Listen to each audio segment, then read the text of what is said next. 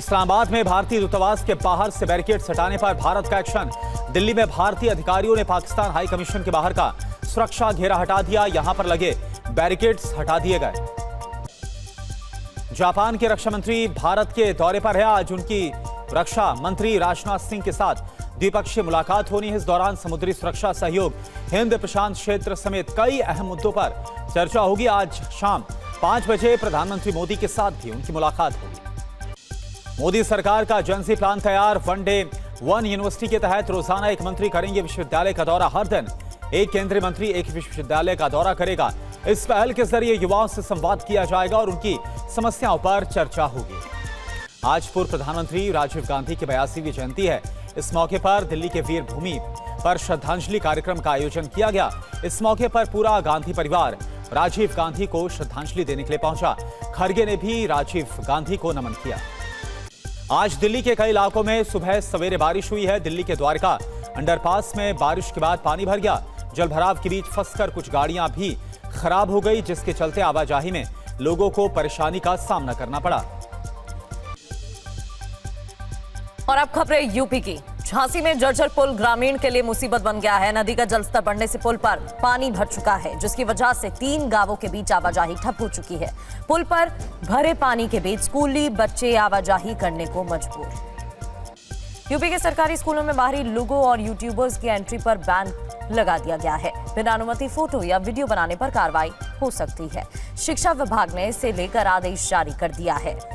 गाजियाबाद के शालीमार गार्डन में 20 रुपए को लेकर शुरू हुआ विवाद और इस विवाद में एक युवक की हत्या कर दी गई। अभियुक्त ने युवक से नशे के लिए 20 रुपए मांगे थे। पैसा नहीं देने पर उसने युवक पर चाकू से हमला कर दिया और मौके से फरार हो गया। महोबा में दहेज के लिए एक पति ने पहले तो अपनी 7 महीने की गर्भवती पत्नी को पीटा और फिर 3 तलाक देकर उसे घर से बाहर कर दिया।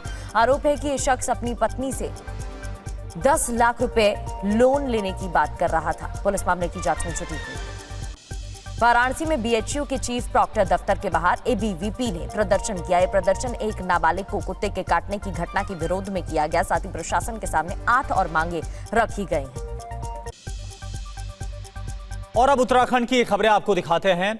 ऋषिकेश बद्रीनाथ हाईवे पर भलेगांव बागवान के पास अचानक से पहाड़ से पत्थर और मलबा आकर गिरा। मलबा आने से यहां पर रास्ता बंद हो गया, जिससे हाईवे के दोनों तरफ वाहनों की लंबी कतारें लग गई। कड़ी मशक्कत के बाद फिर ये यातायात बहाल किया गया।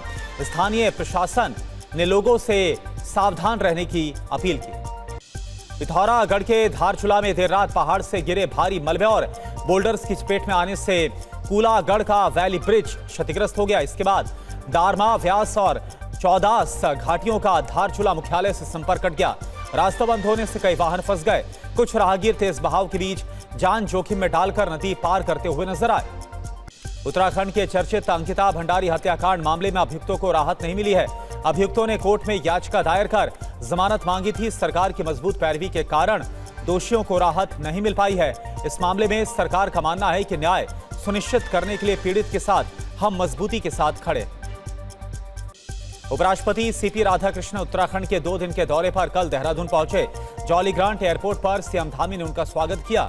उपराष्ट्रपति ने इंदिरा गांधी राष्ट्रीय वन एकेडमी में भारतीय वन सेवा के अधिकारियों को संबोधित किया। चमोली के नारायण बगड़ इलाके में आवारा और हिंसक कुत्तों के बढ़ते आतंक को देखते हुए 10 स्कूलों को 4 दिन के लिए बंद करने का फैसला लिया गया। छात्र छात्राओं की सुरक्षा को ध्यान में रखते हुए 20 से 23 अगस्त तक स्कूलों में छुट्टी रहेगी। इस दौरान पढ़ाई ऑनलाइन कराई जाएगी। और अब बात हिमाचल प्रदेश की खबरों की। राज्य में बारिश का कहर जारी है और मौसम विभाग ने राज्य के लिए अलर्ट जारी किया है। जिलों में तेज बारिश के लिए येलो और ऑरेंज अलर्ट जारी है। लगातार बारिश से नदी नाले उफान पर हैं और 279 से ज्यादा सड़कें बंद हो चुकी हैं। प्रशासन ने लोगों को नदियों से दूर रहने की बात कही है।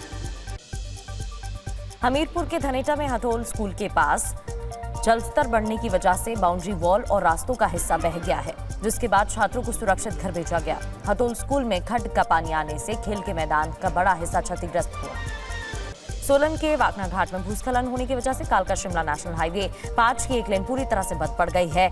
पहाड़ी से बड़े बड़े पत्थर पड़ रहे हैं और भारी मलबा अचानक हाईवे पर गिर रहा है। बारिश के चलते सड़क का एक हिस्सा भी धंस गया। सड़क धंसने से खड़ा एक ट्रक असंतुलित होकर नाले की तरफ लटक गया। सिरमौर जिले में तेज बारिश के बीच बड़ा हादसा हुआ है। बागनर इलाके में भूस्खलन के चलते चूना पत्थर की खदान ढहने से 3 लोगों की मौत हो गई। मृतकों में एक ट्रक ड्राइवर और 2 मजदूर शामिल बताए जा रहे हैं। कुल्लू से स्कूली बच्चों के खीर खाने के बाद बीमार पड़ने का मामला सामने आया है। यहाँ पतली कुहल इलाके में प्राथमिक स्कूल में मिड डे मील खाने के बाद करीब 30 से 40 बच्चों की तबीयत बिगड़ गई। बच्चों को उल्टी, पेट दर्द और चक्कर आने के बाद अस्पताल में भर्ती कराया गया। और अब खबर जम्मू कश्मीर की।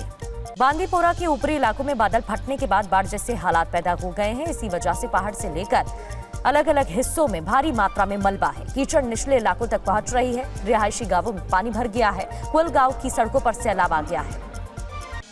शोपियां में बादल फटने से बाढ़ जैसे हालात बने हुए हैं, लेकिन कोई जानी नुकसान की सूचना नहीं है। अचानक आई बाढ़ की वजह से ढाबकेरवा इलाके में जल भराव की घटना पैदा हो गई। हालांकि कई जिलों में मानसून की बारिश का सिलसिला जारी है। नदी नालों में जलस्तर बढ़ रहा है।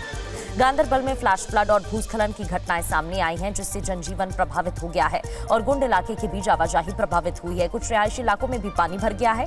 शुरुआती रिपोर्ट्स के मुताबिक इन घटनाओं में किसी बड़े जानमाल का नुकसान नहीं हुआ है, लेकिन एहतियात बरतने की प्रशासन ने अपील की है।